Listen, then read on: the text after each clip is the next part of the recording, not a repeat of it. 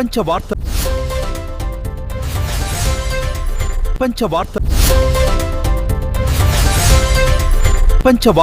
మీకు ఆ రోజు వాళ్ళు నా దగ్గరికి వచ్చినప్పుడు ఒక మధ్యతరగతి కుటుంబాలాగా వచ్చారు. ఆ రోజు వాళ్ళు ప్రజా సంక్షేమం కోసం సామాన్యుని ఖాళీలో ఉన్న ఏవైతే స్థలాలు ఉన్నాయో కాపాడుతున్నారు, ప్రజలకు మేలు చేస్తున్నారు. ఆ రోజు హామీ ఇవ్వకి ఆ రోజు కష్టపడి నిలబడి వాళ్ళు గెలిపించారు.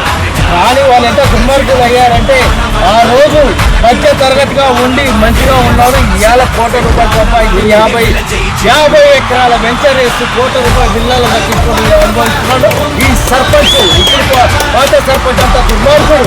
ఉప సర్పంచ్ కూడా గురించి మీరు చెప్పక్కర్లేదు. వాళ్ళు కూడా రామాంజనేయ కాళీ ప్రజలని దోచుకున్నారు. ఆ దోచుకునే వ్యక్తులని సిపిఐ పార్టీ నిలబడి అండగా ఉన్నారు. ఎందుకున్నారు సిపిఐ పార్టీ అండగా?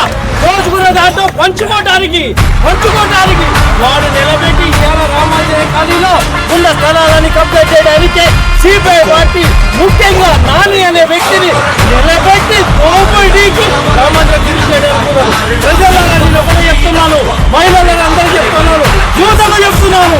ఈ దోపిడీ మన నాయకుడు కొనుగొచ్చినాడు. మనకు మా ఎంపీ గారు ఉన్నారు, ఆ ఎంపీ గారు తమ్ముడు అంటున్నారు.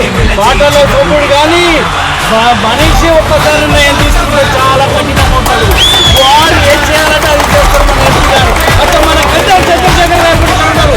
మన కంపల్సరీ సిపిఐ పార్టీ దోచుకోలే దొంగని ఇంట్లో కూర్చోబెట్టము. ప్రజా పోరాటం చేసే కాంగ్రెస్ పార్టీ, ప్రజల పార్టీ అందరూ చెప్పారు ఎలాంటి పథకాలు వస్తున్నాయో అలాంటి పథకాలు అందాలంటే కాంగ్రెస్ పార్టీ ఉండాలా. సిపిఐ పార్టీ చేసేది లేదు. మనతో పొత్తు పెట్టుకొని ఇలా గెలిచారు, మనం అండ చూసుకొని గెలిచారు.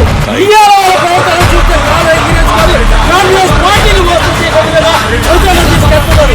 ఏది ఇవ్వాలన్నా ఏది చేయాలన్నా కాంగ్రెస్ పార్టీ చేయాలా, అంత తప్ప ఎమ్మెల్యే ఏం కాదు. సిపిఐ పార్టీ వచ్చి మన విద్యావంతుడైన